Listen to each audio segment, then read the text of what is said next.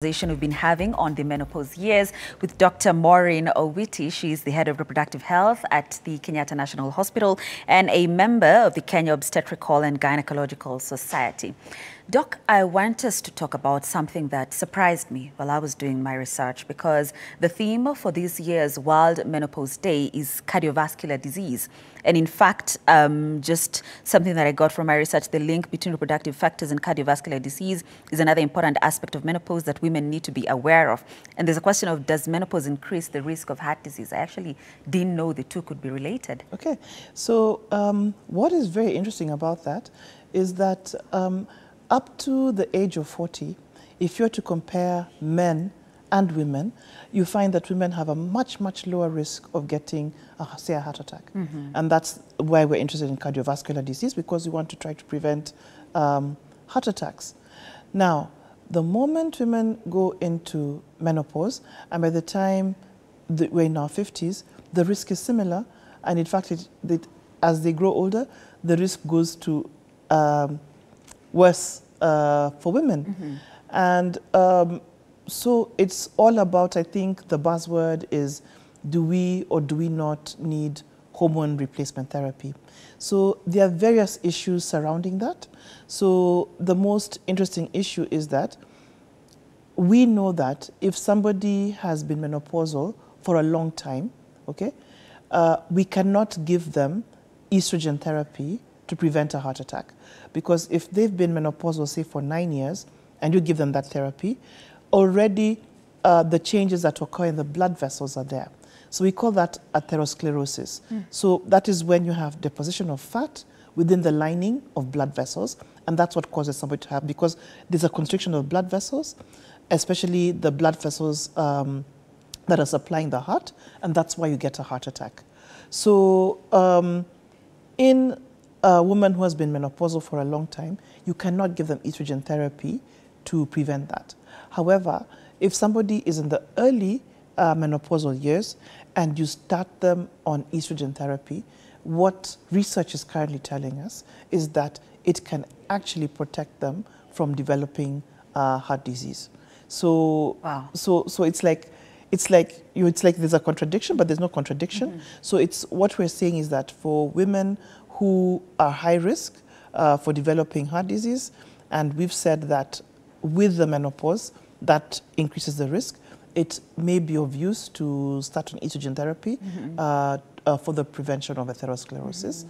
which would lead to heart disease. Right, yeah. And I was about to ask, the prevention for it, which you've mentioned, Doc. But I'm glad we're having this conversation, because do you feel there's enough sensitization on this? Do women actually know about this? It's a challenge, definitely, but we thank God that we live in the internet era. Mm. So I feel because of that, there's a lot of information coming out there. But, and again, I find, again, because of that, we're finding more and more women are able to come up and demand for treatment, especially if they're having, like, our famous hot flashes. Mm-hmm. But in terms of for prevention of heart disease, definitely, and it's one of those things that you also want to look at. Even we as providers, are we giving this option to women? So it's a two-sided thing. Mm-hmm. And I think because traditionally women have not been coming up, it's not something that a lot of providers are used to doing. So I think this is one of the ways that we can start to help women, right, in terms of giving them the information, and they make the choice whether they want to be on estrogen therapy, mm-hmm, or not. Mm-hmm. Right. Let's talk about early menopause, Doc, because you did say that it happens, or menopause normally would be in ladies past the age 45 to 55 year. Mm-hmm. But there are ladies who are menopausal at 30. Yes. So I wouldn't call that early menopause. I would actually call that... What is early menopause? I would call that premature ovarian failure, okay? So which, for me, will be... It's menopause, maybe I'm just being a bit technical, mm-hmm, technical about it. What we do know, for me, early menopause, we've said that regular menopause will be between 45 to 55. 55, yeah. Early menopause will be, say, between 40 and 45. But anyone below 40 who has menopausal symptoms, we call that premature ovarian failure. Yeah. Okay, I feel like I want you to talk more about that. I mean, if you find yourself there at 30, what do you do? Is that it? It's not it, and we thank God with the advances in medical science, and we're here. That's our role, to diagnose and help you manage the problems that you have. From a fertility perspective, because I think that's my area of interest and my area of specialty, Right. Definitely, if you do have premature ovarian failure, unfortunately, I would say yes. That's it. But it's like all diagnosis. It's a very serious diagnosis. I would give it time before giving like a final diagnosis. I'd do repeated tests and try to confirm that actually this is a case of premature ovarian failure. But it does happen that a young girl, period stop, without the hot flashes, you check her hormones, and you have very low estrogen levels, very high, there's a hormone we call follicle stimulating hormone. So that's during your menstrual cycle. It's the hormone that stimulates the egg to grow, and it's the egg that produces the estrogen, technically. So you'll have very high levels of that hormone, and that would tell us that this is a person who probably has a picture of premature ovarian failure. So if I see that picture in a 40-year-old, that would be early menopause. But if I see it in a 45 to 55, above 45-year-old woman, obviously we'll just call it menopause, and that's normal. Yeah. Is there a cost to this, say genetics, lifestyle, or it just happens? Okay, and I think you've done your research quite well, Grace. I'm almost giving you a medical degree. Oh yeah, I would love that. Unfortunately, I'm not. My sister-in-law is a doctor. It would be good to have two doctors in the family. Why not? Why not? Huh? So you've actually hit the nail on the head. Yeah, there is some genetic predisposition. So like you have like not a common, but you have some of those genetic diseases like say Turner's syndrome. So this genetic problem where the woman has what we call only one X chromosome. We know that the normal human being for the female is either is 46XX, whereas a male is 46XY. This person is 46X, does not have the other second X or the second Y. So we call that Turner syndrome, and it's very common in such women to have the premature ovarian failure. Yeah. All right. Okay. So that's an example of a genetic cause. And do we have environmental factors? Smoking. So probably I'd take this opportunity to advise women to abstain from smoking if they want to reduce the risk of premature ovarian failure. Then we have what we call iatrogenic. Iatrogenic is when someone gets a problem because of the medical treatment that they're receiving. So women who've had a hysterectomy would be more predisposed to early menopause or premature ovarian. That is where the uterus is removed. Sorry, yes, hysterectomy, sorry. It's when the uterus has been removed. And obviously, if we remove their ovaries, what are we expecting? That's true. What are we expecting? And then we have autoimmune disorders. So people with things like lupus would have a higher predisposition to early or premature ovarian failure. Right, right. I'm taken back to what you said at the start. You talked about the stages, yeah? Take us through that. Okay, no, so what I was saying, that physiologically, we expect menopause to be between 45 to 55. I think another very interesting thing is people have been wondering, since time immemorial, has the age of menopause changed? And what is interesting is that the age of menopause is really relatively stable. An average woman going to menopause at about 50, 51 on average. And that is I don't know how they measured since the times of antiquity. When you hear the words antiquity, wanaongea vitu of ancient Greece, Aristotle, watu kama hao. For those, yes, this is the last time I heard about history classes. Yeah. So here, antiquity, we're talking about that time. I don't know how they measured that women were going into menopause at 51 years old, but that's what research is telling us, that women, what has changed is the amount of time women are living after menopause. And we thank to modern science, whereas life expectancy has increased. So you find women are going to spend a third of their lives in the menopausal period. If you die at 90, you'll be half your life. Yeah, that's half. Yes. That's half your life. That's half your life. You'd have been in menopause if, say, you went into menopause at 45. 45. Yeah. Yeah. So I think we really need to look into it on how to advise women and to be able to look after their bone health, their cardiovascular health, their cognitive function, because we all know with the reduction in the estrogen levels, all these areas are going to be affected. There's something you mentioned, Doc, earlier. It starts with the D, and then dyspareunia. Yes, intercourse. The painful intercourse. Exactly. Yes. Yeah. Which brings me to the question of how spouses can handle, how husbands, for instance, should handle their wives once they get to those menopausal years, especially in regards to that. Okay. As you said, visit your gynae. We're here, and we have treatment. We have treatment from, and it's just looking, why are they having the painful intercourse?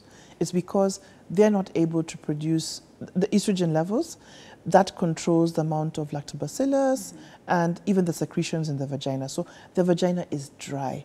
So if your vagina is dry, what's the obvious thing to do? That's true. So if you don't want hormone therapy, the obvious thing to do is maybe use a lubricant when you're being intimate with your significant other.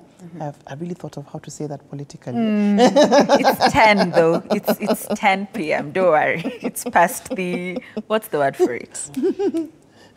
Watershed, yes, thank you. Watershed hours, yeah. Still, you want to sound politically correct.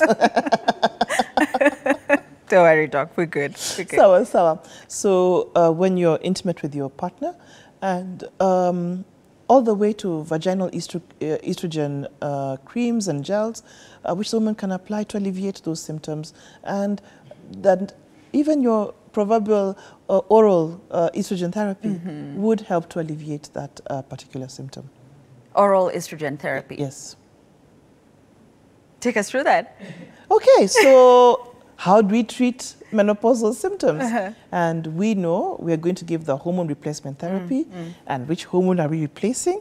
It's always estrogen. Yes, because your estrogen levels are low. Right. All right. Let's talk pregnancy now, because there's a question on whether one can get pregnant when they're in the menopause years. Okay.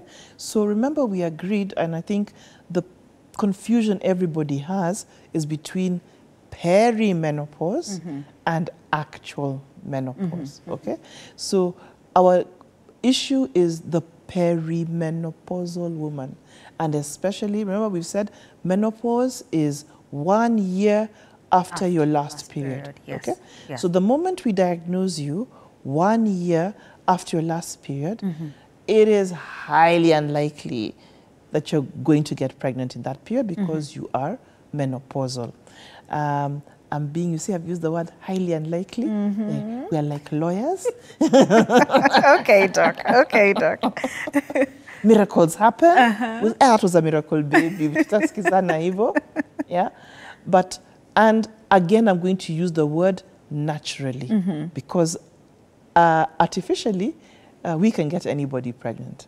Okay? That's true. Yeah. That's true. Okay? But naturally, 1 year after your last period, it's a technical impossibility.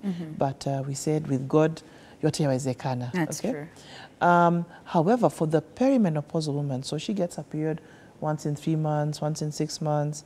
Hey, if she's not careful, can get an oops baby. And in fact, majority of oops babies happen to women ages 40 to 45. Yes, because they think, oh, now I'm old, nothing's going to happen. Yeah.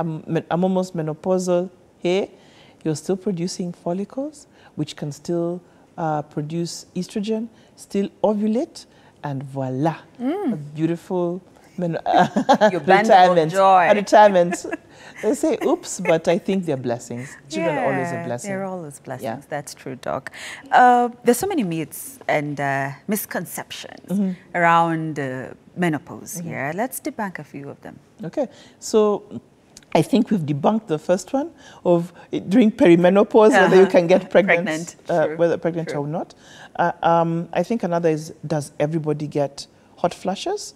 I think I was able to debunk that not everybody, it's not a must to get a hot flush. Yes. During the perimenopausal years. Every woman is going to experience menopause differently. There are those who go through it like nothing has happened, and there are those who hey, I can't remember there was that guy in Greek philosophy who had the whole world on his back. I don't know, it was Atlas or something like that. But yani, you look like mwisho wa dunia. I feel like it's the same as pregnancy. Yeah, yes, exactly. Yeah. So it's just like that. So, and whether or not does everybody have to take hormone replacement therapy? And the answer would be no. However, with the new research about cardiovascular health, probably it's something that we're going to consider, that it may be beneficial to offer women estrogen therapy so that it's protective to their hearts. Yeah. Right. We're almost getting to the tail end, Doc. And before that, there's something else that I discovered again during my research, andropause. Yeah, andro sounds, you know, so much of the men, but andropause, I mean, this is male menopause. I didn't know about it. Okay. Interestingly, even in the medical profession, there's still debates. There are huge, huge debates of, do men go through andropause? And it has been shown that their levels of testosterone will actually drop. And at a similar age, those 45, 50, thereabout as women. And so we do have groups who are proponents for testosterone therapy in men, and their symptoms are very similar: mood swings, hair loss, wrinkling, all of those things. So there are groups who believe it is a thing and do provide therapy for the same. Yeah. So now, because it doesn't look like it's a final thing, I mean, there are those who believe it's there, there are those who don't. What have you seen as say, head of reproductive health at KNH, for instance? Do we actually have that on the ground, say, in Kenya, for instance? Okay. I just think one of those things, when a very, I don't know, a patriarchal society, and fortunately or unfortunately, for me, majority of the patients I see are female. We do see male on fertility-related issues, and we're in the age whereby we are promoting male involvement in pregnancy, so the partner of our pregnant women, that's when we interact with males. So I wouldn't say that I would have per se seen anybody who has andropause. So most probably I'll have to talk to my urology colleagues, and they may have a different answer to that question. Right. But again, if menopause, a known issue, we're having challenges, people coming out. Now, more so andropause. So your guess is as good as mine. That's true. That's true. I understand.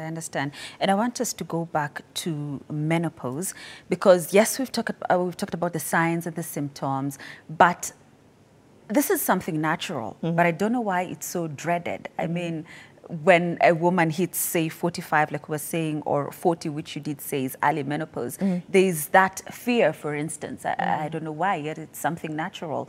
So what should one expect? Okay. As we say, everything is always fear of the unknown. okay?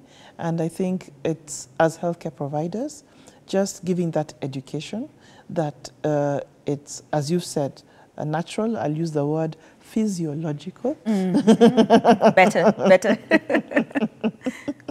And as you said, it's something that's bound to happen. So how are we preparing women for this phase so that they embrace it and enjoy it?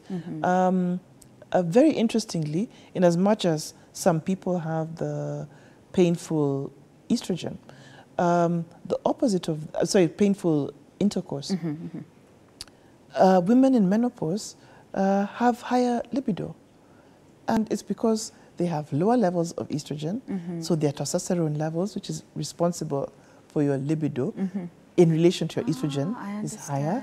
And you find, yeah, things are better. So I don't know, but I understand. Some man out there is probably celebrating right now. So mambo ni shwari. Yeah. So and as I've said, for women, a lot of things are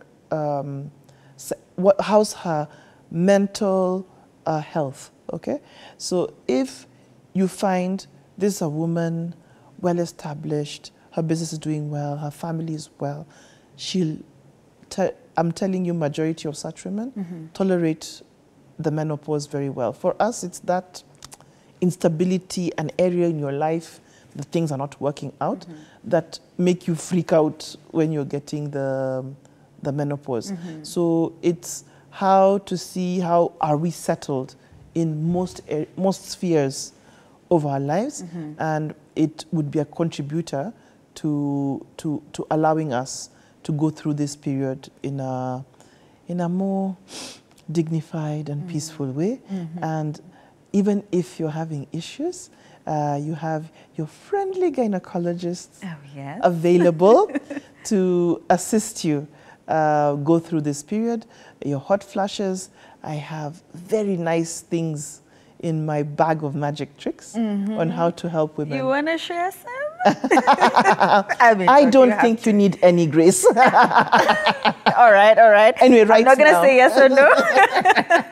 No, but someone out there needs it, Doc. Yes, yes, yes. So if they feel they need, they're most welcome. And after the evaluation... You're not going to share one or two or three? No. As we've said, I have shared throughout the program that we have the actual, as I said, what we're replacing is estrogen.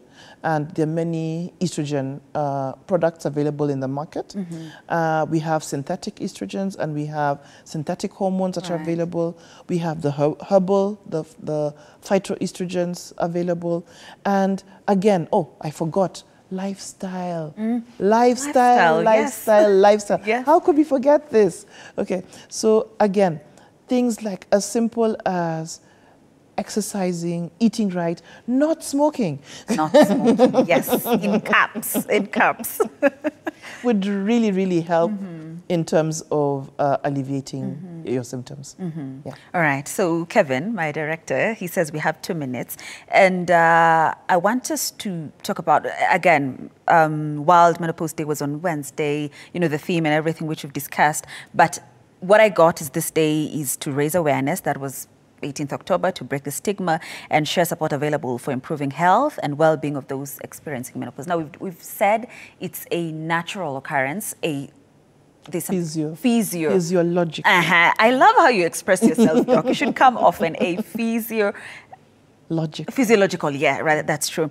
But natural, or physiological, yeah. So how do we break this stigma, Doc, as we wrap up and offer support to, you know, women who are in these years because it's physiological? Okay, so one, we'll thank people like Grace for having shows like this and that we're able to tell them that, look, this is natural and there's no shame about it. And it's just be able to talk about it with your doctor. If your general practitioner is not able to talk about it, they'll refer you to a gynecologist. And I think we're very lucky in this part of the world whereby you're able to access a gynecologist. You want to see a gynecologist, it's just appointment. Tomorrow you can see a gynecologist.